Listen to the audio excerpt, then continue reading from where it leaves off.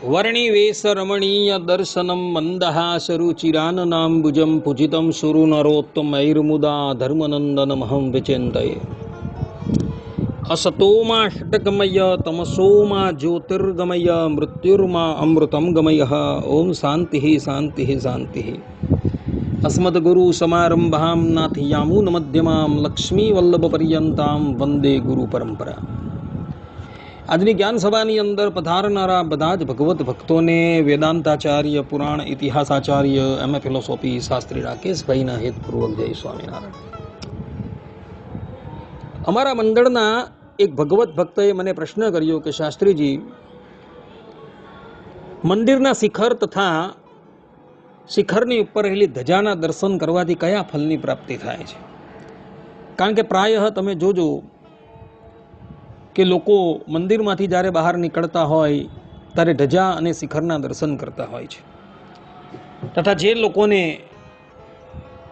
મંદિરમાં આવવાનો અધિકાર નથી એ લોકો પણ બહારથી ધજાના દર્શન તથા શિખરના દર્શન કરતા હોય છે.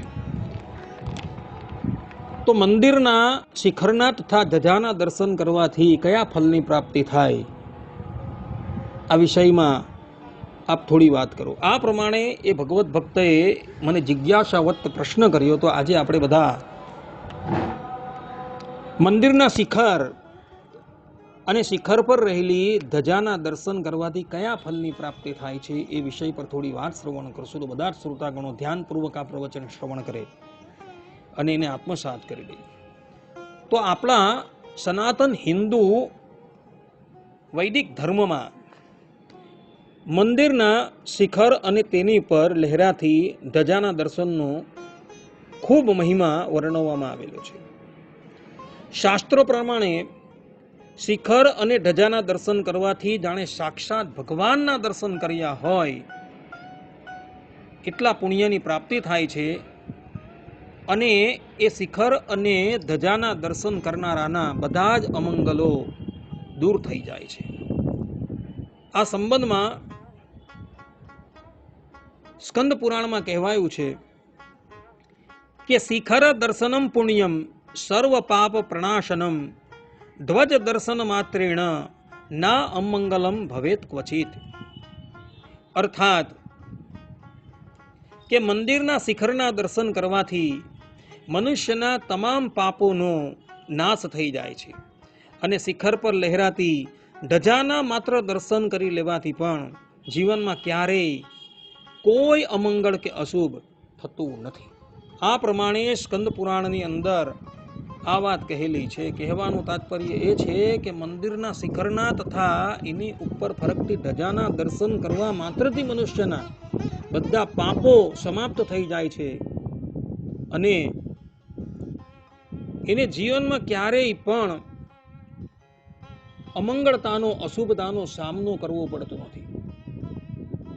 કોઈક વ્યક્તિ બહાર ગામ જતો હોય અને એ વખતે પણ જો એ વ્યક્તિ મંદિરના શિખરના તથા ધજાના દર્શન કરી દે, અથવા તો કોઈ કાર્ય પ્રસંગે કોઈક વ્યક્તિ બહાર જતો હોય અને એ પણ મંદિરના શિખરના તથા ધજાના દર્શન કરી દે ને, તો એના એ કાર્યમાં ક્યારેય પણ અમંગળતા આવતી નથી. એનું એ કાર્ય પૂર્ણ થઈ જાય છે. ચાહે કોઈ પણ મંદિર હોય અને મંદિર પર લહેરાતી ધજા, એના દર્શન કરવા માત્રથી જ મનુષ્યના બધા જ પાપો સમાપ્ત થઈ જાય છે અને એનું કાર્ય મંગલમય થઈ જાય છે. માટે ભક્તો, નિત્ય મંદિરમાં ઠાકોરજીના દર્શન કર્યા બાદ તમે બધા પણ મંદિરના શિખરના તથા ધજાના દર્શન કરજો. એ મંદિરના શિખર રૂપે સાક્ષાત પુરુષોત્તમ નારાયણ જ બિરાજમાન હોય છે. કારણ કે પંચરાત્ર શાસ્ત્રની અંદર મંદિર બનાવવાની રીત લખેલી છે. તેમાં મંદિરનું શિખર છે, ઠાકોરજીનું ગર્ભગૃહ છે, તથા ઠાકોરજી જે જગ્યાએ બિરાજમાન હોય છે તે જગ્યા તથા સ્વયં ઠાકોરજી એને એક જ સ્વરૂપ માનવામાં આવેલા છે.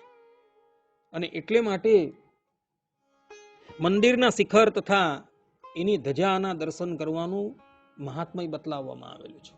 ધજા પણ છે, એ ધજાની અંદર પણ ઠાકોરજીનું આવાહન કરવામાં આવે છે અને આવાહન કરી એનું પૂજન કરી પછી એને શિખર પર ચડાવવામાં આવે છે. એટલે ધજા પણ છે એ કોઈ અવર નથી, પરંતુ સાક્ષાત ભગવત સ્વરૂપ છે.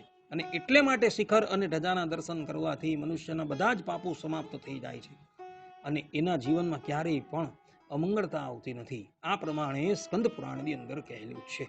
બધા જ લોકો મંદિરના શિખર અને ધજાના દર્શનનો પણ આગ્રહ રાખજો. આટલું કહીને હું મારી વાણીને અહીં વિરામ આપું છું. સર્વે સંતુ નિરામયઃ, સર્વે સુખીનો ભવંતુ, સર્વે ભદ્રાણિ પશ્યન્તુ, મા કશ્ચિદ દુઃખાય ભવેત. અસ્તુ. જય સ્વામિનારાયણ.